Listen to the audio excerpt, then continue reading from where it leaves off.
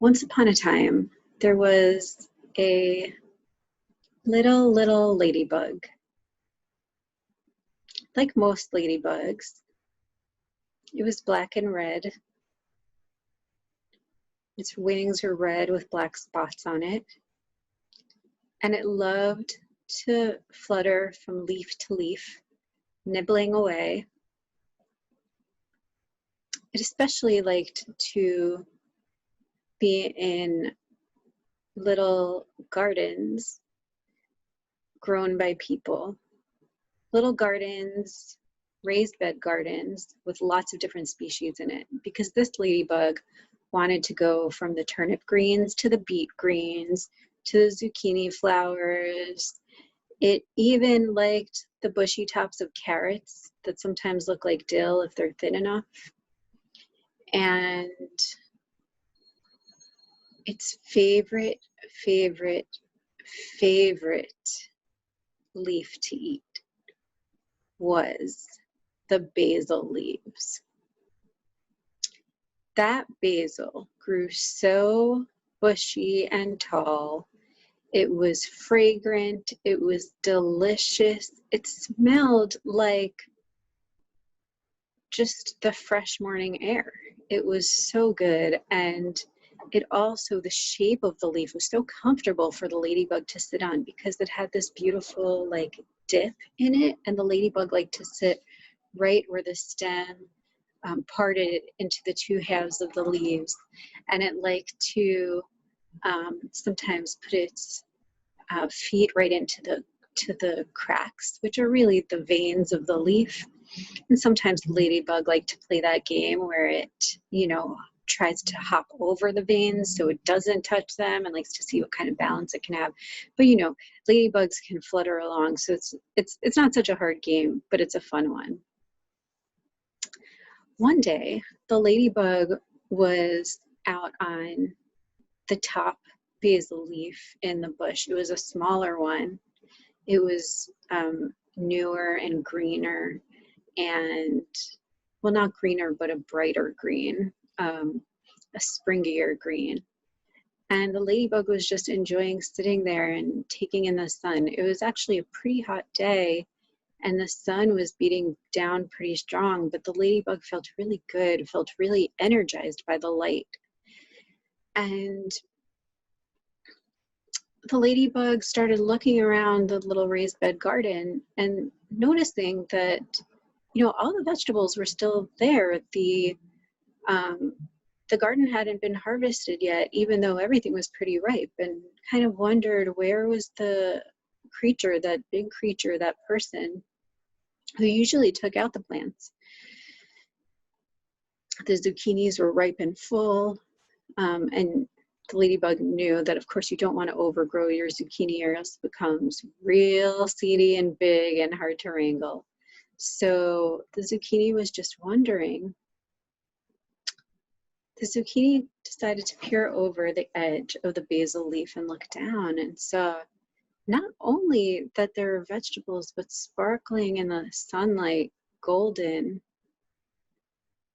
was a little wispy strand of a spider web.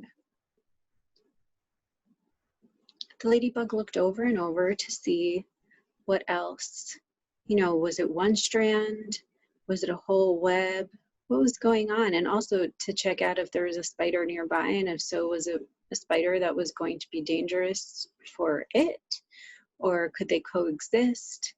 The ladybug wasn't sure, so it peered out and looked, and just saw one or two strands shining in the light, looking all around, fluttering to see that little spider working so hard to create something of beauty and connection, a home where it could be safe and where it could get its food, which is scary for the ladybug and some of the other little bugs in the garden, because that's what the spider likes to eat. That's how the spider survives. But,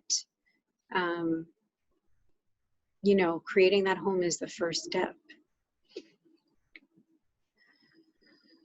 Well, this little ladybug, adventurous and brave as always, fluttered up, not too close to the spider, not in catching space, but, you know, nearby, socially distanced, and said to the spider, "Spider, I just wanted to know what your plans were for here. Are you making this your home? Are you just like trying to learn how to spin? What's up? And maybe we can become friends and get along." And the spider said, "You know, I am new to building webs. This is my third or fourth. I've tried a couple times, haven't really made a big one. Honestly, there's this huge creature who comes up and keeps destroying them before I even get a chance to fully complete it. And I keep working and working every single day." And the ladybug said, wait a minute. You've seen the person? I haven't seen the person, and the vegetables haven't been harvested. And the spider said, yeah, I have actually seen the person. She spoke to me. She said to me, why are you making a spider web here? I know you need to survive, but I need my plants to survive too. This is what I eat, you know, please don't destroy them. I mean, I know that we all need to share our food, what we grow, what we take from this earth, but, you know, please, I need these leaves. And the ladybug said, well, I can relate because I need these leaves too. You know, they're my home and they're my food, all at once. But the ladybug said, you know, do you know why the person hasn't harvested any of this yet? And the spider said, honestly, I have no idea, but I kind of noticed that, you know, usually the person will pick up a tool or something. I kind of noticed that the tool seemed heavier to the person than usual. And,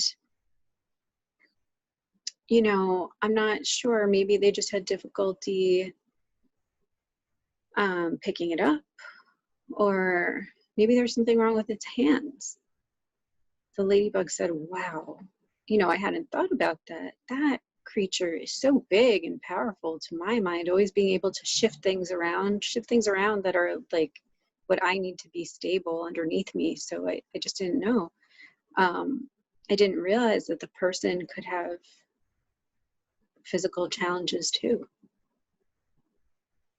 So the ladybug and the spider decided to wait around and see if the human would come along and maybe they could find some information. And actually the human did come along, the person did come along, and she did have a hard time lifting the tools. She had been resting her hand on the side of the raised bed garden, the wooden planks, like it was a pillow. That's how much comfort she needed, the difficulty holding up her hand. They heard her say, this arthritis strikes again and is getting in the way of my favorite pastime, is gardening. I hope there's a way I can get my beloved vegetables. And then another human came out of the house, the littler human, and said, I can do it. And the littler human picked up the tools and started gardening. And the ladybug and the spider found new leaves to hang out on. And the next year, the garden grew again, even better and more beautiful than before. The end.